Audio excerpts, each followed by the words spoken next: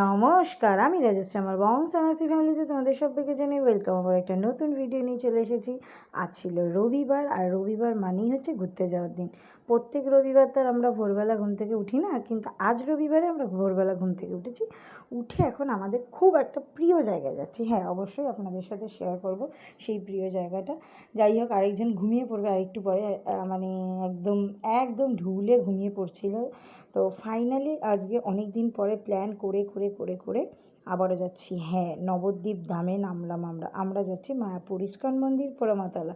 তো আমার চুলের জটটা প্রচণ্ড পরিমাণে গেঁথে গেছিলো আর কি, সেটাকে ছাড়িয়ে ঠাড়িয়ে রেডি সেডি হয়ে এখন আমরা টোটোয় বসে করে চললাম পোড়ামাতলা মন্দিরে পুজো দিতে। ওই দেখো, দেখেছো? ওকে তো সামনে বসানো যাবে না, কারণ ওকে সামনে বসালে তাহলে আর ড্রাইভার কাকু চালাতে পারবে না, মোটুরামকে, তাই না? যাই হোক, এখন ডালাটা নিয়ে নিই, ডালাটা নিয়ে তারপর মায়ের কাছে পুজো দিতে যাই। 1 বছরও হয়নি, লাস্ট এসেছিলাম ডিসেম্বরে, 16ই ডিসেম্বর, মা বাবার অ্যানিভার্সারির দিন।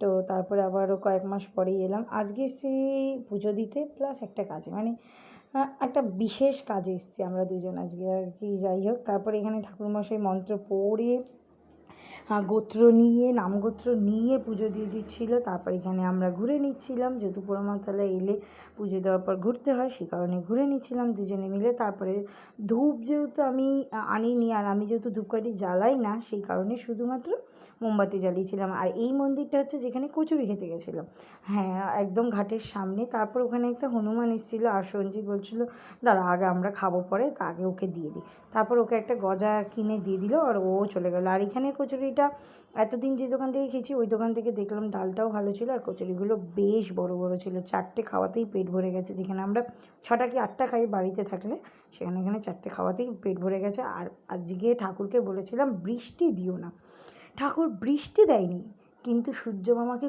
বিশাল তেজ দিয়ে পাঠিয়েছে। যাই হোক, একটা চাইনি তার একটা তো দেবেই, তাই না? কিছু তো স্যাক্রিফাইস করতেই হবে, তাই তো? জীবনে স্যাক্রিফাইসই জীবনের নাম, নাকি না অ্যাডজাস্টমেন্ট জীবনের নাম? আপনারাই কমেন্টের মাধ্যমে জানাবেন তো যে কোনটা স্যাক্রিফাইস না অ্যাডজাস্টমেন্ট। এইসব করতে করতে আমরা পৌঁছে গেলাম এই যে দুটো জল, যেখানে জলঙ্গি নদী আর ভাগীরথী নদী, দুটো নদী একসাথে মিলিত হয়েছে। তারপরে সেখান থেকে গিয়ে তারপরে গেলাম জগন্নাথ মন্দিরে, যেহেতু মায়াপুর ঢুকতেই আগে জগন্নাথ মন্দির পড়ে, তো জগন্নাথকে দর্শন করে যোগদাদাকে ওয়েলকাম, মানে সে আমাদেরকে ওয়েলকাম জানিয়ে এখন আমরা চললাম মায়াপুর ইস্কন মন্দিরের দিকে। হ্যাঁ, ভিতরে কিন্তু কোনো ফোন টোন অ্যালাউ করে না। যারা ওখানকার ভক্ত তাদের ফোন অবশ্যই অ্যালাউ করে, কিন্তু যারা মানে বাইরে থেকে আসে তাদের ফোন অ্যালাউ করে না চন্দ্রদ্বয় মন্দিরে।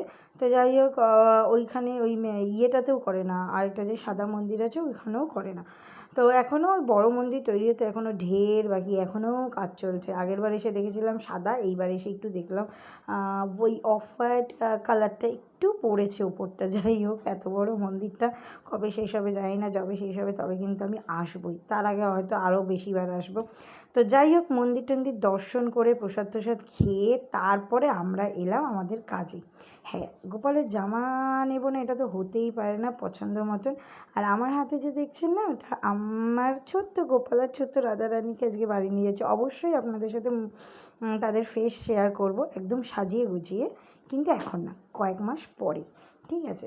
যাই হোক, তো এখন বেছে বেছে আমি সব সুন্দর সুন্দর জিনিসগুলো নিতে চাইছি, কারণ সে আমার বাড়িতে যাবে, অবশ্যই তো সুন্দর সুন্দর জিনিস নিতে হবে, তাই না? তারপরে খুব জোর খিদে পেয়ে গেছিলো। আজকে আমরা না ভেবেছিলাম গদা ভবনে খাবো না, মানে এমনি প্রসাদ কিনেছি, আমরা প্রসাদ খেয়েওছি কেক, কিন্তু গদা ভবনে আজকে টিকিট কেটে খাইনি, কারণ আমরা ভেবেছি এত সকালবেলা সে তাড়াতাড়ি বাড়ি চলে যাবো আজকে। তো আজকে মন্দিরের ভিতরটা বিশাল ফাঁকা ছিল, প্রচণ্ড ফাঁকা ছিল। আর মন্দিরের জামা, আজকে ঠাকুরকে যে ড্রেস পরানো হয়েছিল রাধা গোবিন্দকে আর অষ্টসখীকে, সেই ড্রেসে লাস্ট যখন 2025 সালে আমরা এসেছিলাম আর কি, ডিসেম্বর মাসে 16 তারিখে, সেদিনকেও সেম ড্রেস পরানো হয়েছিল। তো এই প্রথম আমি সেম ড্রেস পরানো ঠাকুরকে আবার দেখলাম। তারপরে তো ঘাট পার হয়ে চলে এলাম আমরা এদিকে, 1:42-এর ট্রেনটা ধরবো বলে চলে এসেছিলাম। অলরেডি 12টা 12:30টার মধ্যে মানে ওখান থেকে বেরিয়ে গেছিলাম। তারপরে ঘাটে সেই সুন্দর সুন্দর আমড়া মাখা আর পেয়ারা মাখা একদম ঝাল ঝাল করে মেখে নিয়ে গেছি। আর এই যে কাকাটাকে দেখছি, এই কাকাটার সাথে আমি গল্প করতে করতে যাচ্ছিলাম, বেশ ভালো লাগে আমার সামনে বসে গল্প করতে করতে। তারপর প্ল্যাটফর্মে এসে ট্রেন তো লেট অবশ্যই, 1:42-এর ট্রেন, সেই 2:20 না 25-এ দিয়েছে।